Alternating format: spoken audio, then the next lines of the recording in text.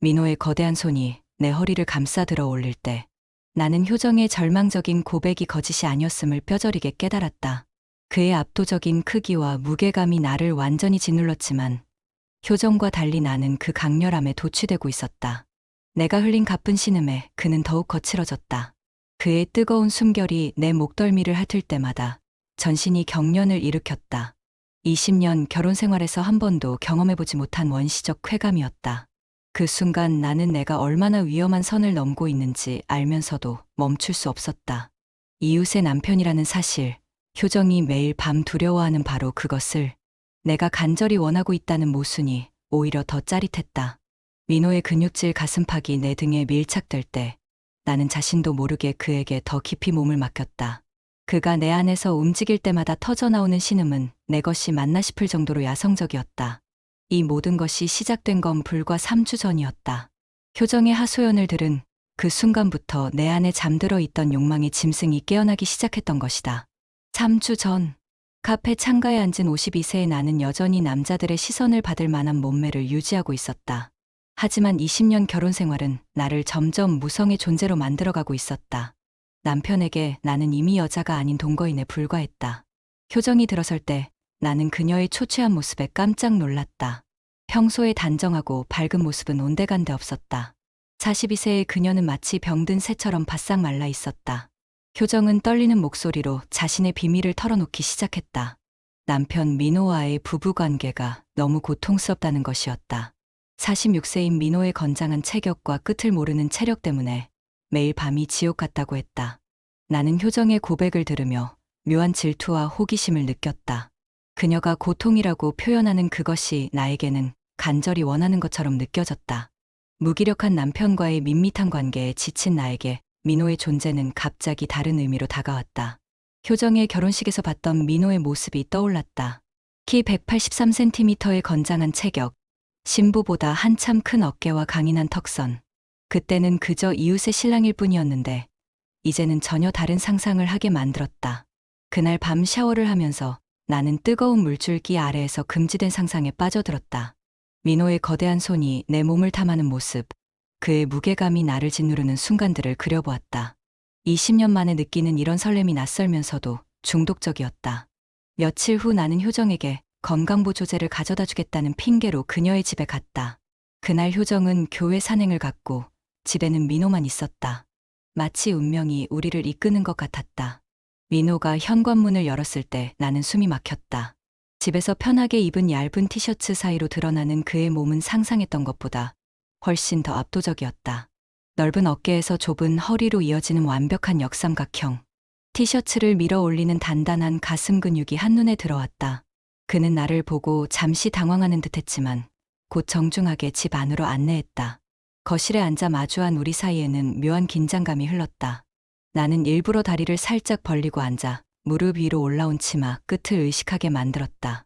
민호는 커피를 내려주며 요즘 아내와의 관계가 소원해져서 외롭다고 털어놓았다. 효정이 자신을 피하고 있다는 것, 부부의 의무조차 거부당하고 있다는 그의 하소연을 들으며 나는 기회를 포착했다. 나 역시 남편의 무관심과 성적 무능력에 대해 솔직하게 말했다. 52살이지만 아직 충분히 여자로서 대접받고 싶다는 욕망이 있다고, 그런 욕구를 이해해주는 남자를 만나고 싶다고 넌지시 내비쳤다. 민호의 눈빛이 달라지기 시작했다. 그는 내가 입은 몸에 딱 맞는 니트 위로 드러나는 가슴선을 힐끗거렸고 나는 그런 그의 시선을 즐겼다. 일부러 몸을 앞으로 숙여 더 깊은 골짜기를 보여주기도 했다. 커피잔을 내려놓으려던 순간 내 손이 그의 손등을 스쳤다. 그 찰나의 접촉에서 느껴진 거친 남성의 체온이 내 온몸을 달아오르게 만들었다. 민호는 내 손을 피하지 않았다. 오히려 천천히 내 손가락 사이로 자신의 손가락을 끼워 넣었다. 그의 큰 손이 내 손목을 감쌀 때 나는 20년 만에 진짜 남자의 터치를 느끼고 있었다. 남편의 부드럽고 힘없는 손길과는 차원이 달랐다. 민호의 손바닥에서 느껴지는 굳은 살과 힘, 그리고 절제된 욕망이 내 피부를 통해 전해져 왔다. 그가 내 어깨에 손을 올렸을 때 나는 더 이상 망설이지 않았다. 오히려 그의 품으로 몸을 기울였다. 그의 단단한 가슴팍에 내 가슴이 닿는 순간 둘 다 거친 숨을 내쉬었다. 민호의 입술이 내 목덜미에 닿았을 때 나는 자신도 모르게 고개를 뒤로 젖혔다. 그의 뜨거운 혀끝이 내 목선을 따라하타 올라갈 때마다 하반신이 뜨거워졌다. 이런 감각이 존재한다는 것조차 잊고 살았던 내 몸이 급격히 깨어나고 있었다. 니트가 벗겨지고 브래지어가 풀어질 때까지의 과정은 꿈 같았다. 민호의 거친 손이 내 가슴을 감쌀 때의 전율. 그의 입술이 예민한 부분을 애무할 때의 쾌감은 말로 표현할 수 없었다. 나는 내가 이렇게 반응할 줄 몰랐다는 듯이 신음을 참지 못했다. 소파에서 바닥으로, 바닥에서 다시 소파로. 우리는 마치 오랫동안 서로를 기다려왔던 것처럼 탐욕스럽게 서로의 몸을 탐했다. 민호가 마침내 나를 완전히 받아들였을 때 나는 효정의 고백이 거짓이 아니었음을 온몸으로 이해했다. 하지만 효정에게는 고통이었던 것이 나에게는 오히려 갈망하던 완성이었다. 그의 압도적인 크기와 끝을 모르는 체력, 거칠면서도 세심한 애무까지 모든 것이 나를 완전히 만족시켰다. 그날 오후 나는 20년 만에 진짜 여자가 되는 경험을 했다. 민호의 무게감 아래에서 그의 거친 숨소리를 들으며 나는 내가 얼마나 목말라 있었는지 깨달았다. 집으로 돌아온 나는 거울 속 내 모습이 완전히 달라져 있음을 발견했다. 상기된 얼굴, 부푼 입술, 그리고 곳곳에 남은 그의 흔적들. 나는 다시 여자가 되어 있었다. 며칠 후 민호에게서 온 문자 한 통이 내 일상을 완전히 뒤바꿔 놓았다. 단순한 안부 인사였지만 그 속에 담긴 갈망을 나는 읽을 수 있었다. 나 역시 그를 미친 듯이 원하고 있었다. 남편의 출장 소식을 전하는 내 답장은 사실상 초대장이었다. 메시지를 보낸 후 나는 내가 돌이킬 수 없는 선을 넘고 있다는 것을 알았지만 이미 멈출 생각 따위는 없었다. 약속 당일 나는 백화점에서 새로운 란제리를 샀다. 검은 레이스 브래지어와 팬티는 52세 몸매를 한층 더 요염하게 만들어 주었다. 거울을 보니 아직도 충분히 남자를 미치게 만들 수 있는 몸이었다. 민호가 도착했을 때 우리 사이에는 지난번과는 다른 전기가 흘렀다. 이번에는 서로의 의도를 알고 만나는 자리였다. 그는 평소보다 신경 쓴 차림새였고 나는 몸의 라인이 드러나는 원피스를 입었다. 와인 2잔이면 충분했다. 알코올이 혈관을 타고 퍼지면서 우리의 마지막 이성도 녹아내렸다. 민호가 내 손을 잡았을 때 나는 거부는커녕 오히려 그를 향해 몸을 기울였다. 그의 입술이 내 어깨를 따라 내려갈 때 원피스의 지퍼가 서서히 내려갔다. 드레스가 바닥에 떨어지고 내가 준비한 란제리가 드러났을 때 민호의 눈빛이 짐승처럼 변했다. 이번에는 침실까지 갔다. 침대에서 벌어진 일은 지난번보다 훨씬 더 격렬하고 오래 지속됐다. 민호는 내 몸의 모든 부분을 자신의 것으로 만들어갔고 나는 그런 그에게 완전히 항복했다. 그의 근육질 몸매를 두 손으로 어루만지며 나는 이런 남자가 존재한다는 것에 감사했다. 넓은 등과 단단한 가슴, 강철 같은 팔뚝의 근육들이 내 손끝에서 꿈틀거릴 때마다 더욱 흥분됐다. 효정이 두려워했던 그 압도적인 크기와 끝없는 지구력을 나는 오히려 갈망했다. 그가 나를 완전히 채울 때마다 터져나오는 신음이 방안을 가득 채웠고 그 소리에 민호는 더욱 거칠어졌다. 새벽까지 이어진 그날 밤, 나는 내가 이렇게까지 탐욕스러운 여자였다는 것을 처음 알았다. 20년 동안 억눌러왔던 욕망이 폭발하면서 나는 완전히 다른 사람이 되어 있었다. 그 이후로 우리의 만남은 더욱 빈번해졌다.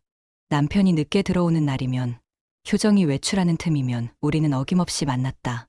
때로는 내 집에서, 때로는 그의 집에서, 때로는 외부 장소에서까지.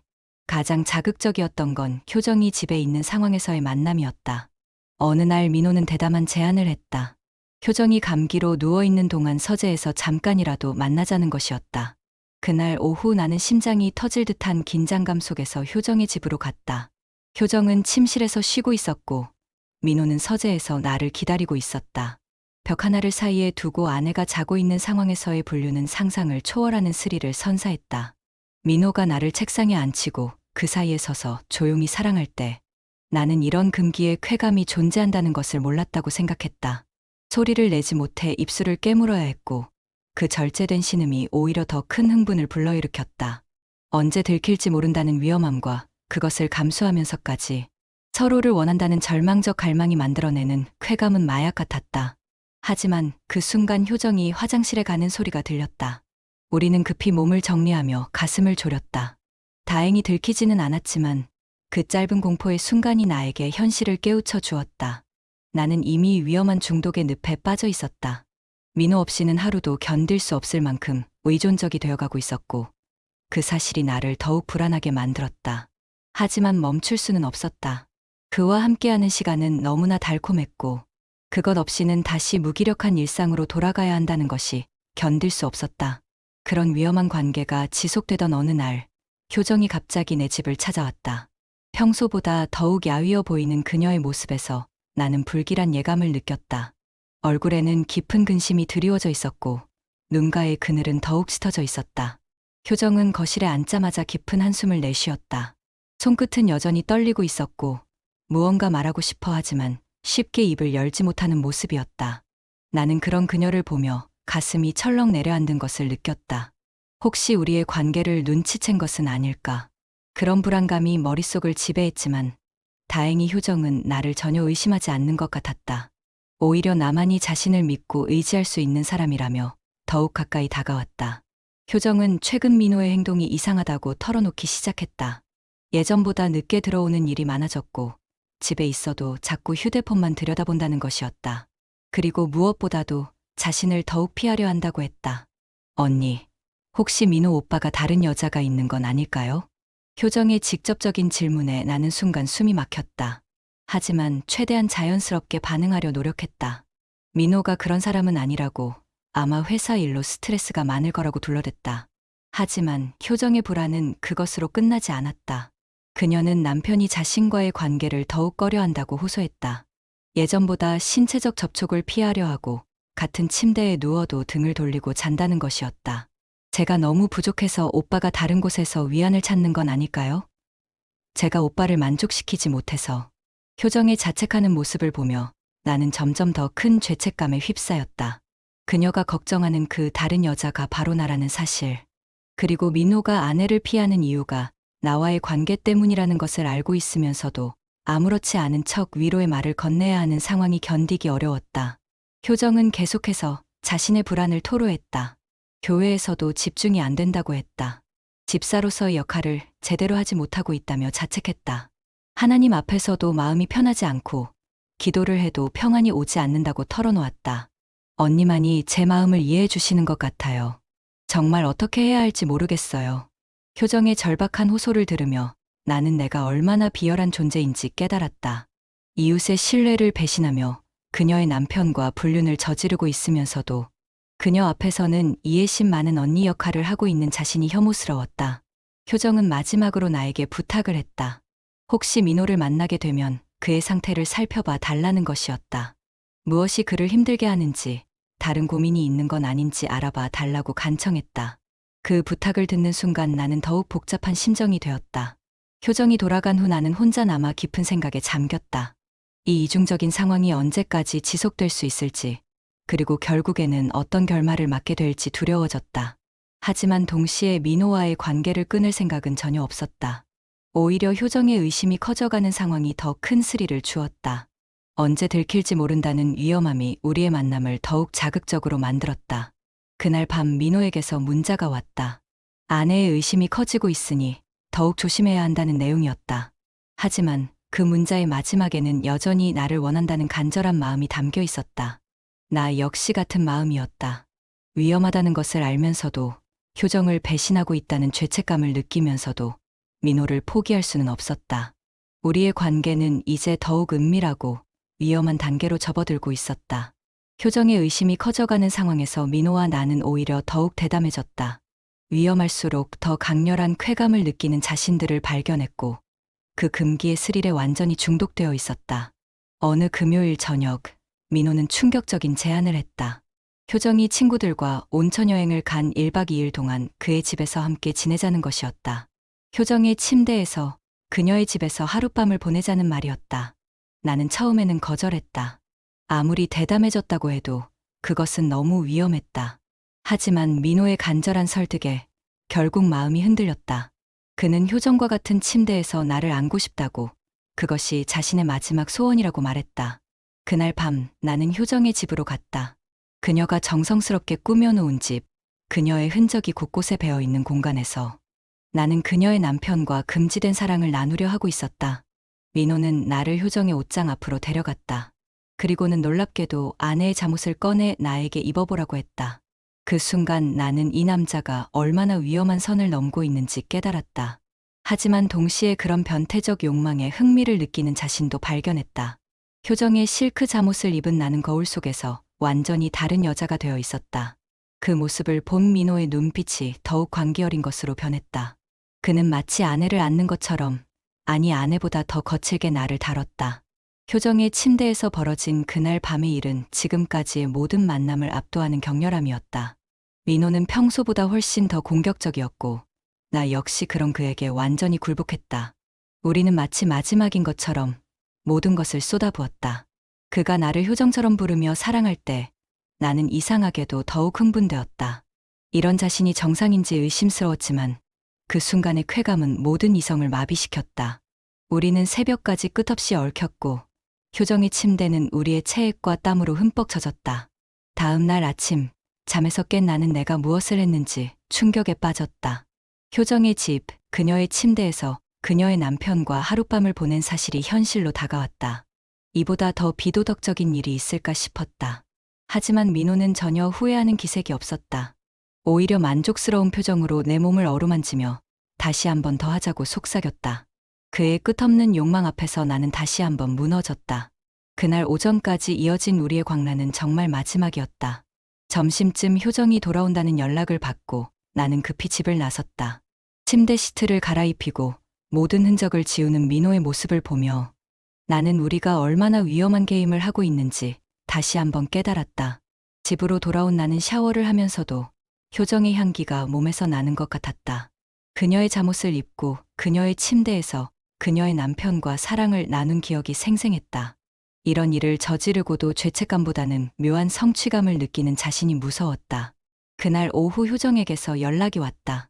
여행에서 돌아왔으니 차라도 한잔하자는 내용이었다.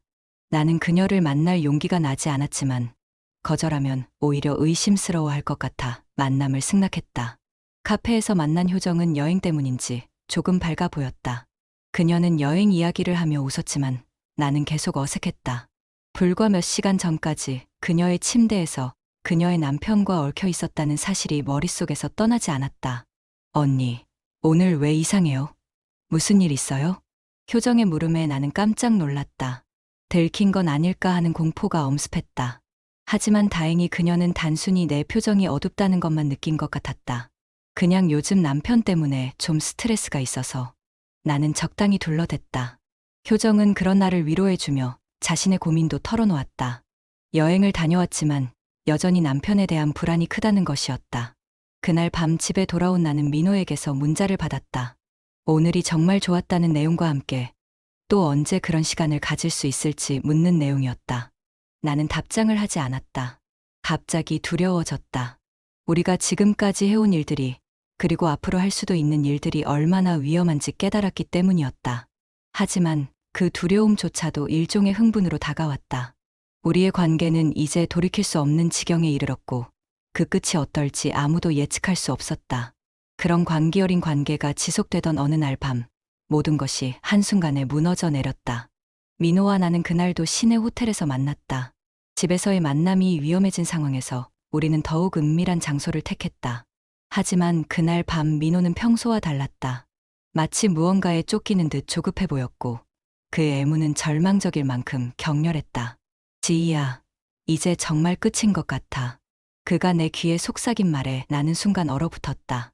무엇이 끝이라는 것인지, 하지만 그 말의 의미를 물어볼 겨를도 없이 우리는 다시 격렬한 사랑에 빠져들었다. 그날 밤의 사랑은 유난히 길고 격렬했다. 마치 마지막인 것처럼 서로의 모든 것을 쏟아부었다. 민호의 거친 숨소리와 나의 신음이 호텔 방을 가득 채웠고 우리는 새벽까지 서로를 놓아주지 않았다. 하지만 그 달콤한 시간이 흘러가는 동안 집에서는 돌이킬 수 없는 일이 벌어지고 있었다. 효정은 그날도 남편을 기다리며 거실을 서성이고 있었다. 최근 들어 더욱 잦아진 민호의 늦은 귀가에 그녀의 불안은 극에 달해 있었다. 11시, 12시가 지나도 민호는 나타나지 않았고 연락도 제대로 되지 않았다. 효정의 머릿속에는 온갖 상상이 스쳐 지나갔다. 분명 다른 여자와 함께 있을 것이라는 확신이 점점 커져갔다. 자신 때문에 남편이 다른 곳에서 위안을 찾고 있다는 죄책감과 배신당했다는 분노가 교차했다. 극도의 스트레스와 불안에 시달리던 효정은 현관 앞에서 남편을 기다리다가 갑작스러운 어지러움을 느꼈다. 혈압이 급격히 떨어지면서 눈앞이 깜깜해졌고 그대로 바닥에 쓰러졌다. 머리를 바닥에 부딪힌 그녀는 의식을 잃었다. 한참 후 호텔에서 돌아온 민호가 현관 앞에 피를 흘리며 쓰러져 있는 아내를 발견했다. 그는 얼굴이 하얗게 질려 급히 구급차를 불렀다. 그 순간 아내가 쓰러진 이유가 무엇인지, 그리고 자신이 무엇을 잃을 뻔했는지 너무나 선명하게 깨달았다. 병원 응급실에서 의사는 극도의 스트레스로 인한 실신과 가벼운 뇌진탕이라고 설명했다. 다행히 큰 위험은 없지만 정신적 충격이 상당하다고 했다. 잘못되었다면 정말 큰일 날 뻔했다는 말에 민호는 완전히 무너져 내렸다. 나는 민호의 다급한 전화를 받고 급히 병원으로 향했다. 하지만 응급실 복도에서 나는 발걸음을 떼지 못했다. 유리창 너머로 보이는 효정의 창백한 모습과 그 곁에서 오열하고 있는 민호의 모습이 내 가슴을 짓눌렀다. 민호는 아내의 손을 꼭 잡고 계속 미안하다는 말을 반복하고 있었다. 그의 얼굴에는 깊은 후회와 절망이 드리워져 있었다. 아내를 잃을 뻔했다는 공포가 그를 완전히 바꿔놓은 것이다. 나는 조심스럽게 병실에 들어가 효정을 만났다. 그녀는 의식을 되찾았지만 여전히 창백했다. 나를 보고 힘없는 미소를 지었지만 나는 갑자기 눈물이 쏟아져 나왔다. 언니, 왜 울어요?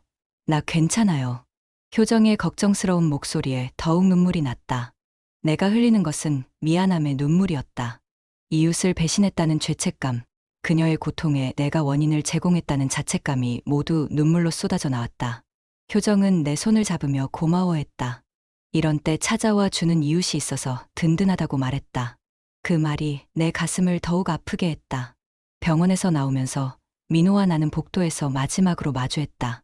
그의 눈빛에는 깊은 후회와 함께 단호한 결심이 담겨 있었다. 나 역시 같은 마음이었다. 미안해. 정말 미안해. 민호의 작은 목소리에 나는 고개를 끄덕였다. 더 이상 말은 필요 없었다. 우리 둘 다 이 관계가 어디로 향하고 있는지, 그리고 그것을 멈추지 않으면 어떤 파국이 기다리고 있는지 분명히 알고 있었다. 그날 밤 집으로 돌아온 나는 휴대폰에서 민호와 관련된 모든 것을 지웠다. 연락처, 메시지, 사진까지 모든 흔적을 완전히 삭제했다. 민호 역시 같은 일을 하고 있을 것이라는 것을 알고 있었다. 몇 달이 지난 후 나는 효정과 다시 만났다. 그녀의 모습은 놀랍도록 달라져 있었다. 얼굴에는 생기가 돌았고 예전의 밝은 미소가 되돌아와 있었다. 언니, 민호 오빠가 정말 많이 변했어요. 저를 정말 많이 배려해주고 예전처럼 무리하지도 않아요. 이제야 진짜 부부가 된 것 같아요. 효정은 행복한 표정으로 말했다. 그리고는 깜짝 소식을 전했다.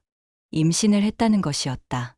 민호가 얼마나 기뻐하는지 모른다며 웃는 그녀를 보며 나는 복잡한 감정을 느꼈다. 결국 우리의 배신이 오히려 그들의 관계를 더 단단하게 만들어준 셈이었다. 아이러니했지만 그것이 현실이었다. 집으로 돌아온 나는 남편에게 조심스럽게 마음을 털어놓았다. 외로웠다고, 좀 더 관심을 가져달라고 솔직하게 말했다. 남편은 처음에는 놀랐지만 내 진심을 알고 나서 미안해했다. 그 후로 우리의 관계도 조금씩 나아지기 시작했다. 가끔 민호를 엘리베이터에서 마주칠 때가 있었다. 우리는 서로 정중하게 인사만 나눴지만 그 짧은 순간에도 과거의 기억들이 스쳐 지나갔다. 하지만 이제는 그것들이 아련한 추억일 뿐이었다. 그 몇 주간의 광기 어린 사랑은 내게 많은 것을 가르쳐 주었다. 욕망의 달콤함과 동시에 그 위험성을, 금지된 사랑의 매력과 그것이 치러야 할 대가를 알게 해주었다. 그리고 무엇보다 내 안에 아직도 뜨거운 여자가 살아있다는 것을 깨닫게 해주었다. 52세가 된 지금, 나는 더 이상 그런 위험한 게임을 하지 않을 것이다. 하지만 그때의 기억들은 평생 내 가슴속에 간직될 것이다. 평범한 일상 속에서 가끔 꺼내어보는 비밀스러운 보물처럼 말이다.